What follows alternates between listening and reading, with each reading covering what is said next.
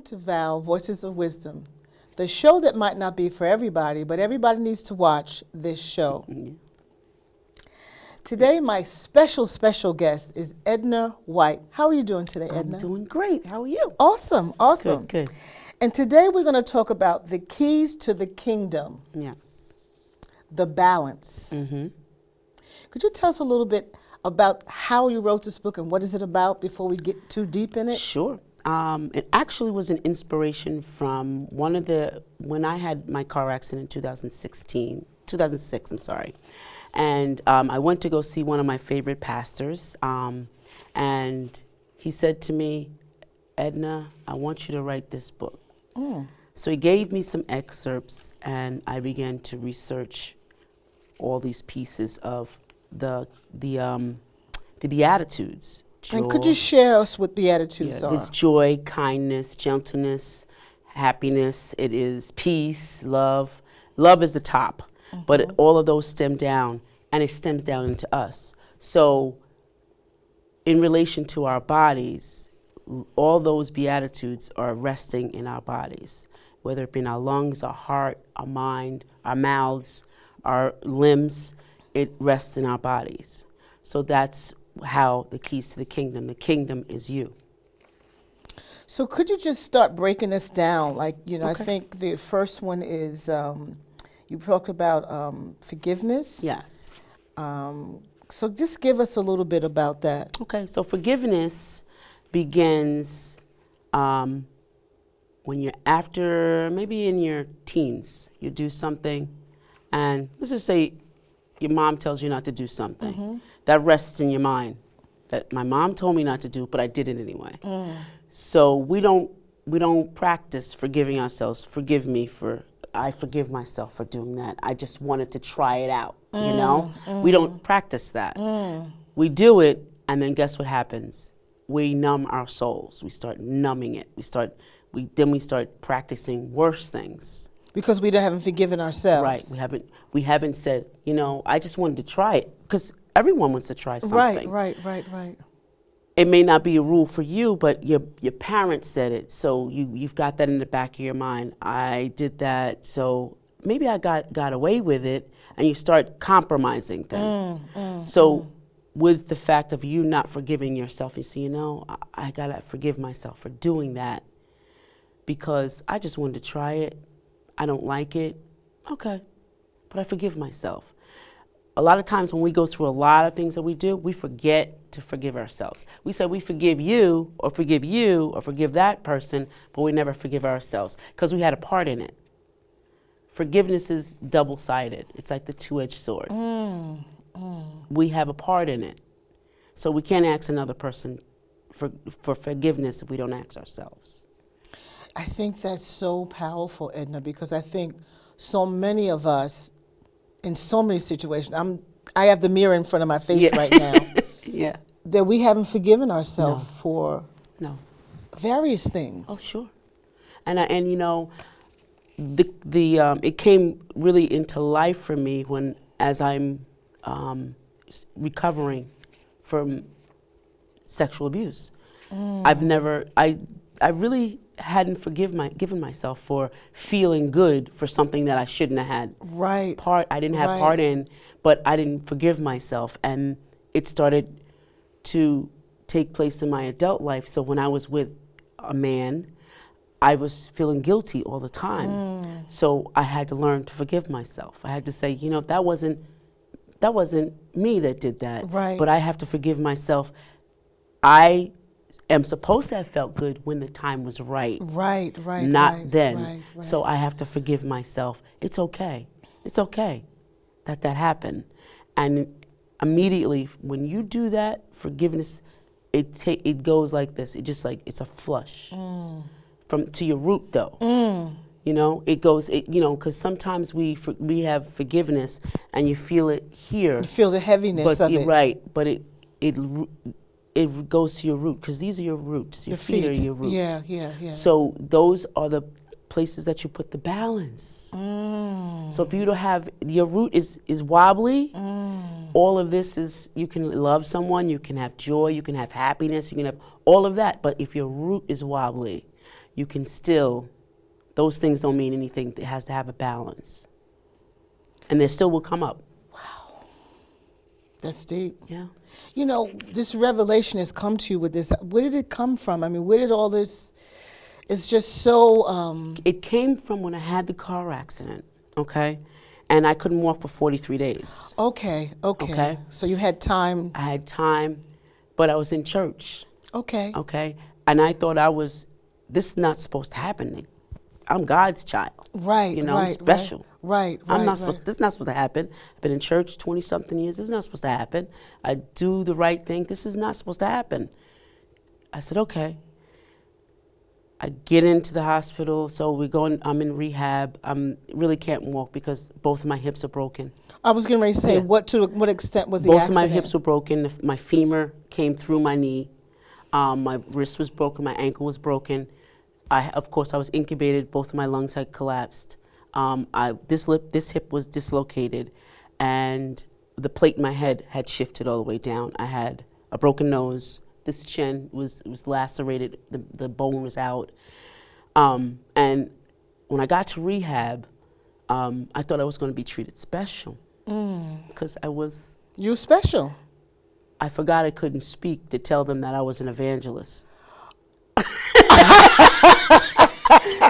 So you just assume they should know that. They should know that. And I didn't get any special treatment. And how old were you at this point? It was 2006. Oh, okay. So it's, Okay. Yeah, it was fresh. Okay. It was fresh. And I said, they're supposed to know. So I had to write everything down, and I was like, get my Bible, I couldn't read the Bible because I couldn't use this hand. Wow. This hand I had to pull up I couldn't do any of that. I couldn't see because I couldn't even breathe correctly, so I was incubated. I was incubated all the time. They had to put a balloon in this side because I was this lung totally collapsed, totally, because the engine of the car sat on my lap. Wow. So I thought I was special, girl. I thought I was special. I didn't get no special attention. That's when I started writing. Okay. I started writing, and because I had to write everything anyway. So I felt that it was time that God wanted to talk to me.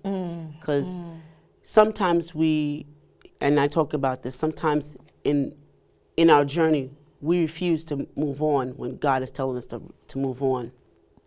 And we don't move on. We stay in the same spot and march in that same spot, and God is telling us to move on. Well, I was getting my marching orders, and I was refusing. I got you. Because I was comfortable. So it's not that I was getting paid back. It was just that when are you going to? The universe is saying, when are you going to move? Right. Right. And I was getting angry where I was, but when I got to that place, I had to forgive myself. That was a first step. I stayed too long. I forgive myself. Got you. Got you. I was mad at the wrong being. I was mad at God. I was like, I'm an evangelist. Yes. How you could do that to me? Yes, I'm talking to him like that. How can you get mad? I'm mad at God. Yeah. And it was I've served you. Yeah, I served you. Put my time in. Yeah. Don't you know who I am? Open up service, read the Bible. I know where to back to front. Yes. Come on. Yeah. But I was mad at him, and I had to ask forgiveness for that because it wasn't even his fault. Right. It had nothing to do with it. Right. So the Beatitudes is learning to forgive. That's the core of it, because you can't move. Because in this world, now we're earthly good. Right. We're not spirit beings anymore. We're not floating around, and we're earthly bound here. We walk on this earth. So forgiveness is every day, every second, every minute, every hour, because you could think about someone coming in like, oh God, say something like, but why you wearing that red in your head? You have to ask for forgiveness for that, because that's none of your business. Okay. You're none of my business. So it's an everyday. It's a constant It's a every constant. day. It rolls over. It rolls over. And when you really learn to love unconditionally. See, people get that wrong, and that's in there too. Loving unconditionally. I was going to say the next part I was Yeah. talking about was this love part. Yeah, when you love unconditionally, has nothing to do with you, with them. Has all to do with you. Absolutely. It radiates from the inside out. So if it radiates from the inside out, how do you say anything bad about somebody else? So even if you're going through an issue with somebody, well, I hope they get it.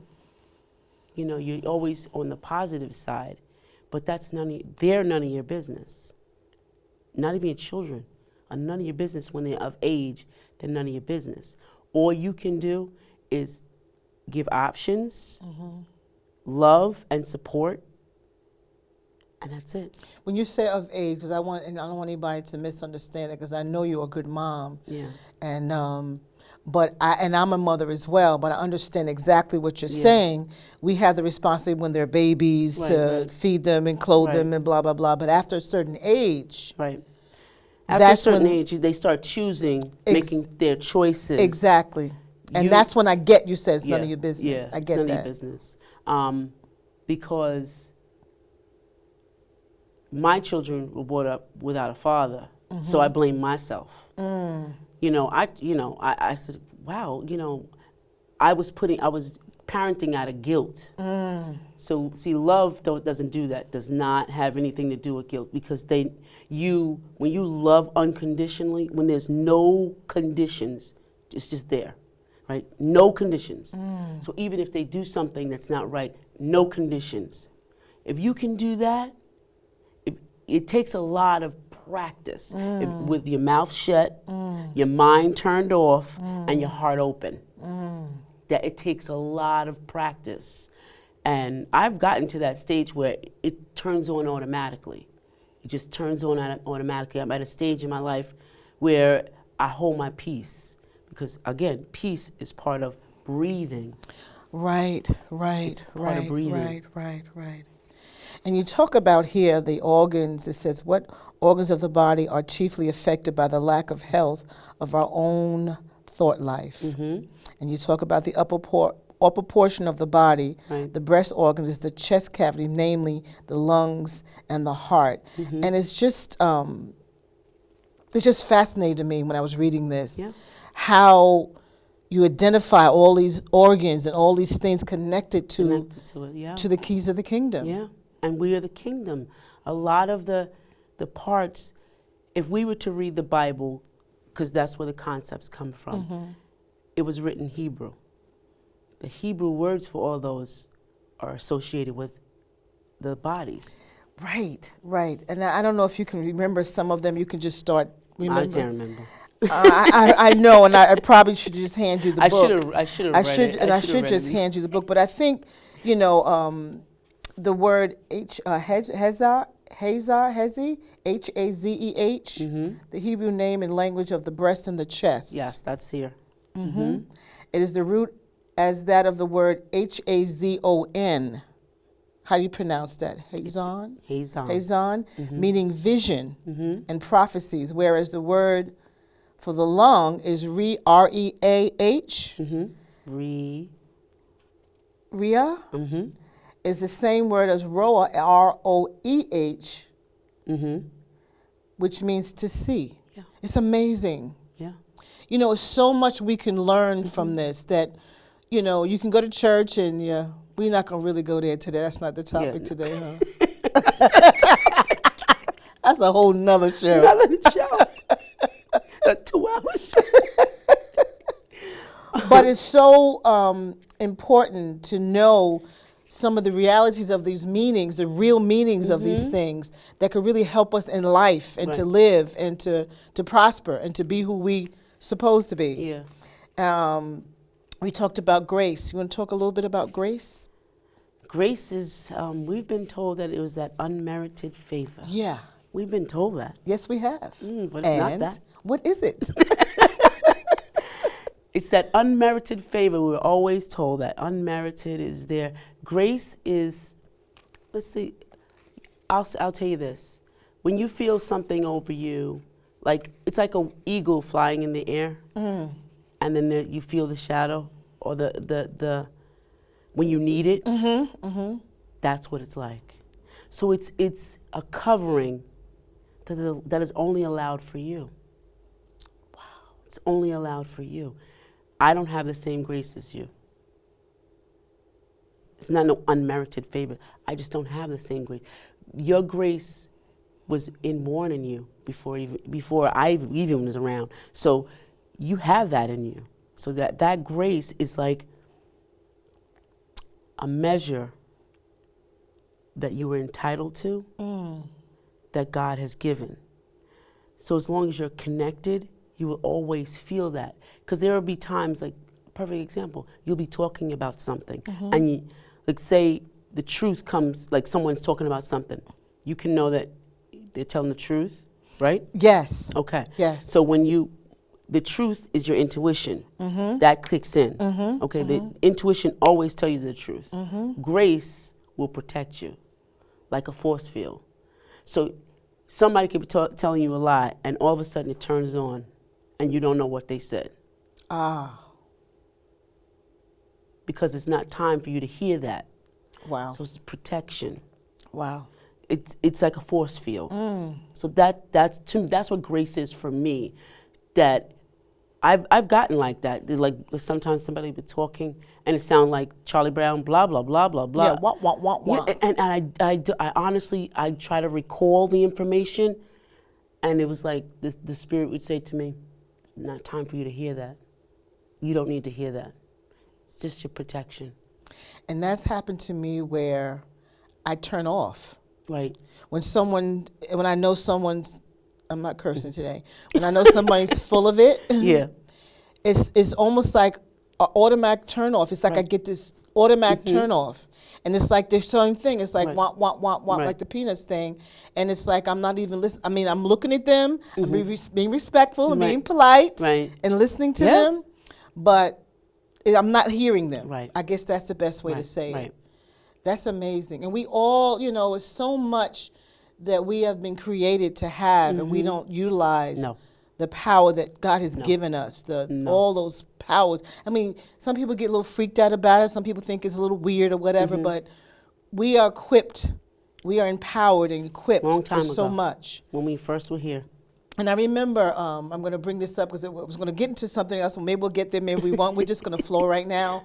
But I remember recently when we were together at the 70s band, and we were talking, and something ignited. Right.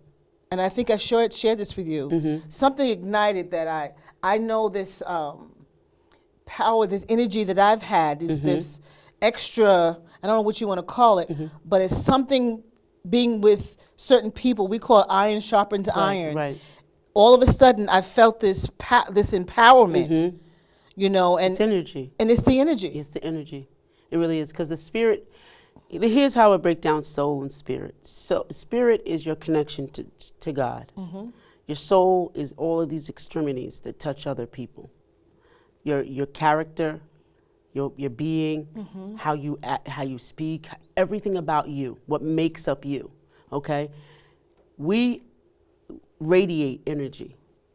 We radiate that. When those two things, now when you touch two irons together, what happens? Ping. Yes. Okay, so this way and this way. Ping. So if we're on the right wavelength with God and we're speaking the right things, and it doesn't have to be holy. I'm not talking holy words. Right. And it don't even have to be. It could be funny, because God, I think God is funny too. Oh, he really is. He really is. He's a character. He's hilarious. Yeah, he really is. He really is. And I love it. Yes. So it doesn't have to be that way, but when you're connected and you're balanced, that energy is felt. So what you feel is the disconnect. You feel the disconnect with other people when they're full of it, as you said. You feel the disconnect. That's untrue. The way you want someone to be fully, their root is not right. Yeah. Their root is not right. When you feel that they're covering something up, they're not sharing the right way, they're not even loving. See, because if I'm talking to you and we're friends, right, You love me enough to tell me the truth. Right, exactly. You love me enough to tell the truth. Exactly. So you don't even love me when you don't even tell the truth to me. Absolutely, absolutely. And you know, talking about the energy that we have, I remember a profound incident. You just brought it back to me, sparked it back to me. We were on our way to, I was with some of my church people, and we were on our way to a conference. And I was waiting at the house to be picked up, say, at 6 o'clock. And 6:30 came around, 7 o'clock came around. It was might have been earlier. Matter of fact, it was earlier during the day because we had a long trip. And it was almost 2.5 hours before. I mean, I would think that I was going to get a phone call or something to say, you know, something happened, whatever. So to speed the story up, by the time they came, I was angry. Yeah. I was like, I had this anger. I walked out of my house. I locked the door, and I was walking down my sidewalk, getting to go in the car. Spirit spoke to me that don't get in that car with that attitude. He said, because you're going to inflict the whole car and the whole ride, because we had like a 4 or 5 hour drive. Yeah. You get in that car with that attitude, and it's going to make a difference. At first, I was almost getting ready to get to the car, so I had to make a decision. I had to make a decision. Yes. I said, at first I'm like, I had the right to be mad. I had the right to be angry. I mean, they should have called me something, you know. But by the time I got to that door, to put my hand on that door, I had got myself in that peace. I said, hi, how's everybody? Hope everything worked out. They had a flat tire. They had gotten a flat tire. See, if you would have came in there angry, you'd have been terrible. Exactly. So we don't really understand, you know, we need to understand the energy that we have. It could be very positive or very negative. That's right. You know, and it's really something that we should identify with. And the thing that I think is so awesome too, that how we can feed energy off of each other. You know, also the fact that we can feel when. Yeah. And, you know, I think both of us have got to a point we understand we're at that wonderful age. We choose to be around like people. Like-minded people, you know. And it's okay. Yeah. Is there anything else you want to share with us about the love thing? Because I think that love thing is really powerful. It really is powerful. If the one thing I really want to impress upon everyone is loving yourself. And that means loving the way your hair is, the way your stomach sits, you know, the way the wrinkles fall, the way your ear is. Just you. You have to love those things, because if you don't, you're not going to get the love you want from someone else if you don't love yourself. It has to come from within. And thinking about loving, I mean, we were talking about earlier the pageants. Oh, yes. The pageants, how they love themselves enough to say, no, I'm not going to do that. And that's a perfect example of it. I think it's so, thank you for segueing that for me. I appreciate you. Let's be real. That was one thing that I thought was so awesome that just came out recently, that recently it was Miss USA. Yes. Miss Teen USA, Miss America, Miss Universe, Miss World. Every last one of them were of color, were black. Right. And it was so profound to me because generally in the pageants, they really didn't think black was beautiful, even though we know that and we knew that. No, but we say it. We would say it. Yeah, correct me. Thank you. It's different. Tell me, let's talk about that just for a tad bit. It's different when because it's like getting a catchphrase, black is beautiful. No, it's not, because if you're walking around patting yourself with things, putting things in your body that doesn't belong, you know, it definitely is not beautiful. Like one word that I can't stand is your hair is nappy. What do you know about nappy? What does that mean? What does it mean? It's now in the white world, it's coarse, straight, or curly. Exactly. Why is it in our world nappy? Right. You know, we have, unfortunately, this negative thing that have been put on us that we have carried, and that's been put on us since slavery. And we've carried it. Yep, we keep giving But I it to our think it was so generations. profound. I wish I had got that clip for Zozibia Yeah. Tunzi. Yes. She was crowned Miss Universe, and she made such a profound statement how even they were trying to make her wear a wig. 'Cause she has hair look like us, and they were trying to make her to wear a wig. And how she said that no, she was going to stand tall because she was going to set an example that she's beautiful no matter what. Right. You know, and I think it was so profound. Like I said, I wish we, if you get a chance to see that clip that she spoke about, the statement she made. And, these are things that in the keys of the kingdom, all those things could help us in the creation. I mean, I forget the part you were talking about in this book, but the bottom line where it comes down to we have to love ourselves. We do. That's a first order of business. We have to love ourselves. The Bible says go back to your first love. Who's your first love? You. You. Got to return to that. Absolutely. We have to return to Absolutely. Absolutely. So this has been a wonderful show. that. Yeah. Thanks. And It's been great talking to you. And we flowed. Yeah. Because we had some other things we want to talk about, but it's all good. It's all good. But I'm loving to end with love. Yeah. And we're going to love each other. Yes. And it's so profoundly that it's important for you to love you. This has been VOW, Voices of Wisdom. Have a wonderful day.